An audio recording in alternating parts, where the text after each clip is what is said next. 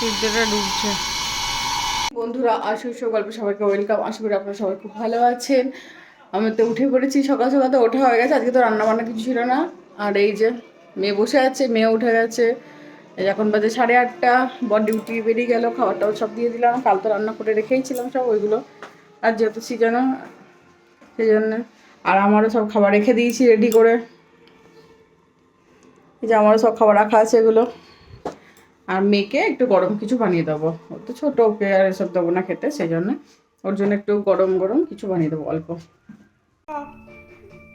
পায়ের উপরে পা তুলে বাবু মাসের মতো বসে আছো? হুম, ওরে বাবারি, দুপুর ঘুম নেই, কি অবস্থা! তো প্রতিদিন ঘুমাচ্ছিস না এখন?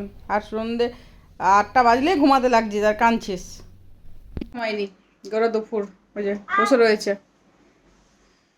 সন্ধে হলে এই সন্ধ্যা থেকে ঘ্যান ঘ্যান শুরু করে দিচ্ছে, ব্যাস। এভাবে কিছু ভিডিও করতে পারিনি আজকে তো কিছুই। আর এই যে এখন বাজছে 7:05, মেয়েকে নিয়ে বর এসে গেছে, মেয়েকে নিয়ে একটু ঘুরতে গেল বাইরে। আর রাতে আজকে রান্নাবান্না নেই, কালকে তো আছে শুধু বরের জন্য মেয়ের জন্য আলু ভাজা, ডাল, ভাত করে দিলাম। এই ভাত বলছে, আলু ভাজা আর রুটি করে দিলাম। আর আমার তো রয়েছে কালকে খাবারগুলো, ওইগুলোই খাবো। উঠে নাচছে, পাপার ঘাড়ে উঠে নাচছো তুমি? আর ঢিক্কি চিকি করে। ও চলো, খাওয়া দাওয়া তো হয়ে গেছে, এখন তো 11টা বাজতে চলো, চলো ঘুমাবে, চলো চলো ঘুমাবে চলো। বিছানা করা হয়ে গেছে, মেয়েটাকে ঘুম পাড়াবো, 11টা বাজতে চললো।